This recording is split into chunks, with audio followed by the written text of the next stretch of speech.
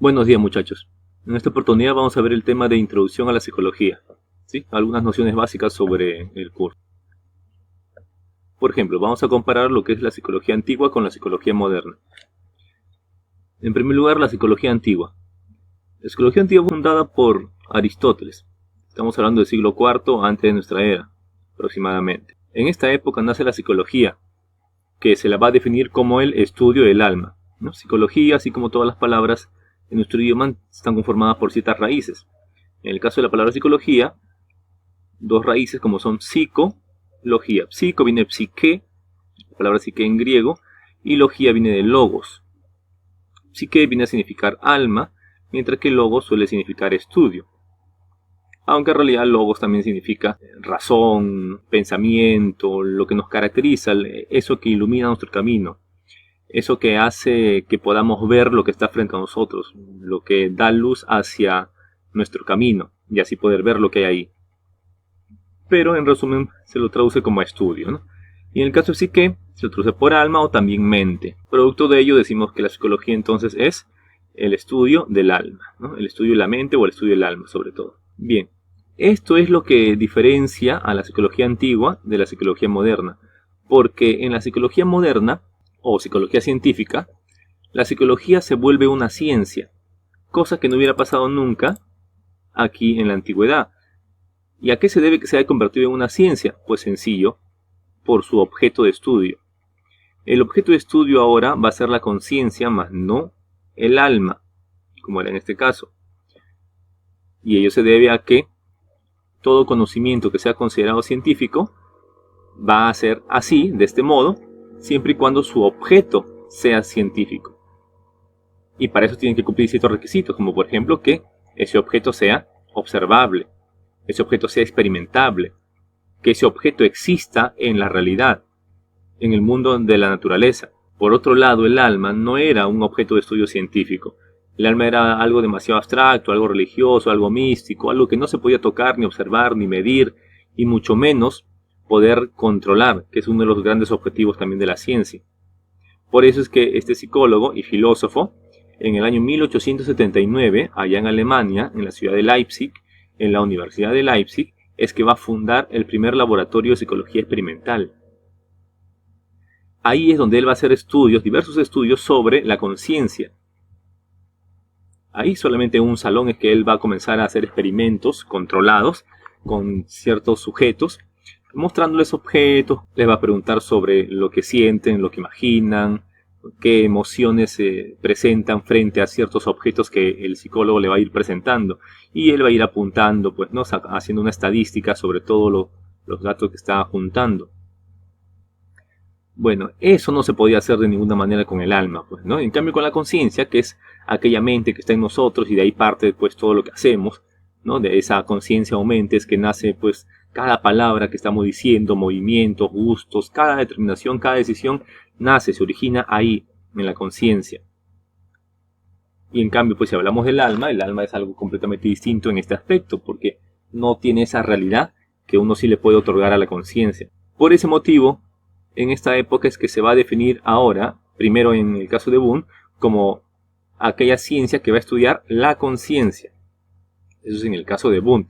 Pero luego, ya con los aportes de otros psicólogos, por ejemplo Watson, que va a hacer grandes críticas al objeto de estudio que está tratando Wundt, la conciencia, es que Watson va a considerar que todavía ese objeto de la conciencia no es algo observable como debería ser, sino que es algo también casi tan abstracto como lo es el alma. Por lo que Watson considera que el objeto de estudio eficaz de la psicología debería ser lo que sí se observa, es decir, la conducta. La conducta sí es observable. La conducta sería en todo caso la consecuencia, el producto de todo lo que pasa en nuestro interior, en nuestro mundo interior, en la conciencia o en la mente, si quieren llamar de esta manera. Y a diferencia de la conciencia y la mente, pues la conducta sí se puede observar por todos, por cualquier persona. Cualquiera puede verificar que tal persona dio 5 pasos, cualquier persona puede verificar que dijo la palabra tal, etc., ¿no? En cambio, lo que pasa en la conciencia, en nuestra mente, pues es algo muy subjetivo, demasiado subjetivo, a decir de Watson, que es un psicólogo que veremos mucho más adelante. Por eso es que, como resultado, tenemos esta definición de la psicología moderna. Es la ciencia que estudia los procesos psíquicos pero a través de la conducta. No se considera que la única manera de poder descubrir o deducir lo que hay en nuestra mente, en nuestra conciencia, lo vamos a hacer a través de la conducta, nuestro comportamiento, ¿no? En el ambiente, en la sociedad. Y acá también mencionamos algunos objetivos de la psicología, que son los mismos objetivos que comparte con toda ciencia. Toda ciencia tiene sus objetivos básicos, fundamentales, como es primero describir el objeto de estudio que le corresponde. En este caso, pues, la conducta, el comportamiento, la conciencia de la persona, pues, ¿no? Luego explicar por qué es así, las causas de que eso que hemos descrito sea de esa manera, la causa de los fenómenos que estamos describiendo. Para que luego, después que yo sé cómo es ese objeto, por qué ese objeto es así, las causas, luego yo podría tener el poder de predecir esos fenómenos, predecir esos hechos que yo he descrito y explicado. Porque conozco todas las causas que hacen que aparezca ese objeto, que provocan que ese objeto aparezca ante mí de esa manera. De esa forma, pues yo puedo hacer que ese fenómeno aparezca también a voluntad, juntando los requerimientos, las características, no, los elementos adecuados, yo puedo hacer que aparezca tal fenómeno que estoy describiendo y explicando. Para también luego, y es lo que había mencionado hace un momento, se pueda modificar, manipular, controlar, es decir, tener un poder sobre ese objeto, tener el control. Como eso lo recuerdan en alguna clase que hicimos antes, cuando decíamos que uno de los objetivos de la ciencia era tener el control. Y eso se ve reflejado en la frase de Francis Bacon, un filósofo precursor de la modernidad en el siglo XVI-XVII aproximadamente, el cual decía que saber es poder. Y a eso se fija pues toda ciencia, a conocer, a describir, explicar, poder predecir y de esa manera poder controlar, tener un poder sobre ese objeto. Bien, y ahora tenemos los procesos psíquicos, o también llamados procesos psicológicos. Como dice aquí, son reflejos de la realidad en el cerebro, los cuales se desarrollan y estructuran en constante interacción social y se expresan en conductas verbales y no verbales, como son los gestos, la postura, los ademanes, etc. Todo esto es lo que incluye a los procesos psicológicos. Ahora, esos procesos psicológicos, o sea, lo que hay en nuestra mente, realizan dentro de nuestra mente,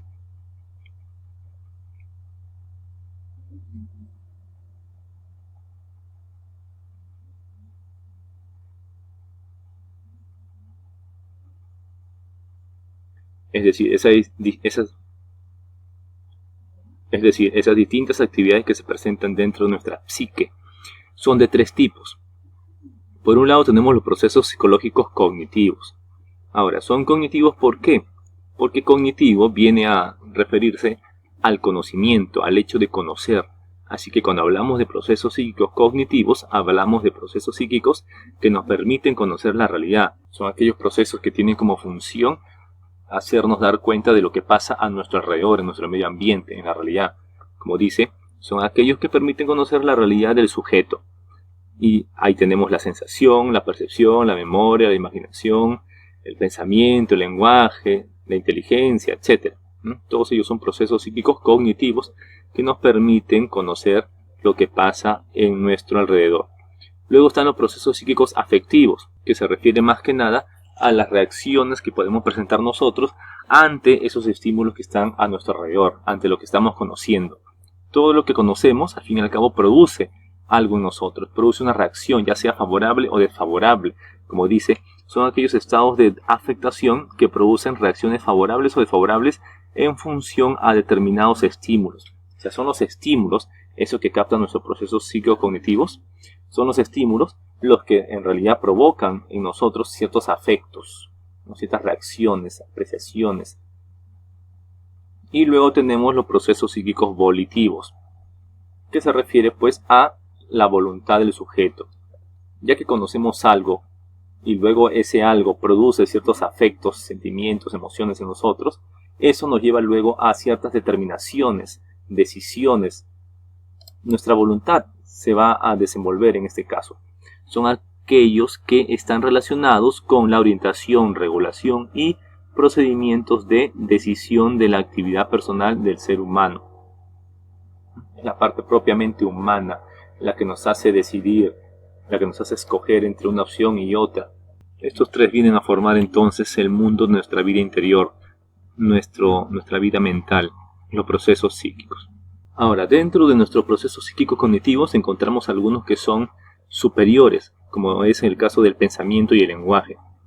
Ahora, ¿por qué es que se considerará al pensamiento y al lenguaje procesos psíquicos superiores? Eso se debe a que son procesos que se dan solamente en el ser humano, por un lado.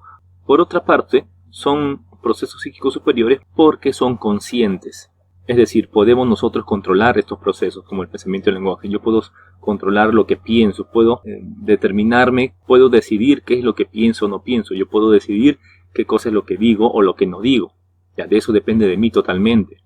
En cambio, los demás procesos, como son la sensación, la percepción, la memoria, la imaginación, todo eso en realidad no es propiamente humano. Todo lo demás animales, los demás seres vivos, que tienen un sistema nervioso, claro, son capaces de poder sentir, poder percibir, tener memoria, imaginación también, etc. Y además no son conscientes. Yo no decido si quiero sentir o no quiero sentir, si quiero percibir, quiero recordar o quiero imaginar tal cosa, sino que eso sucede independientemente a mi voluntad, si yo quiero o no. Cuando toco, por ejemplo, un vaso de agua, pues siento la frialdad de ese vaso, y quiera o no quiera, yo lo voy a sentir. Si me ponen un objeto frente a mí y hacen que yo no cierre los ojos, de todas maneras voy a tener que ver ese objeto que está frente a mí, quiera o no quiera yo. Si veo a una persona que conozco con anterioridad, quiera o no quiera, voy a recordar a esa persona. Si ponen un objeto frente a mí, quiera o no quiera, yo voy a recordar ese objeto, ya que es parte de mi experiencia. No puedo evitar ese tipo de cosas. Y así pasan con los demás procesos psíquicos que no son superiores. A excepción del pensamiento. Como dijimos, yo puedo decidir qué cosas pienso, sobre qué voy a pensar, qué voy a planear, etc. Yo también decido qué cosa voy a decir o qué no voy a decir cuando estoy conversando con alguien. Yo decido en esos casos. En los demás procesos no se puede hacer eso. Dentro de los procesos afectivos tenemos 4 procesos afectivos, que son las emociones, los sentimientos, las pasiones y los estados de ánimo. Y luego en el caso de los procesos psíquicos volitivos tenemos la motivación, que ya luego en futuras clases iremos desarrollando. Muy bien, muchas gracias.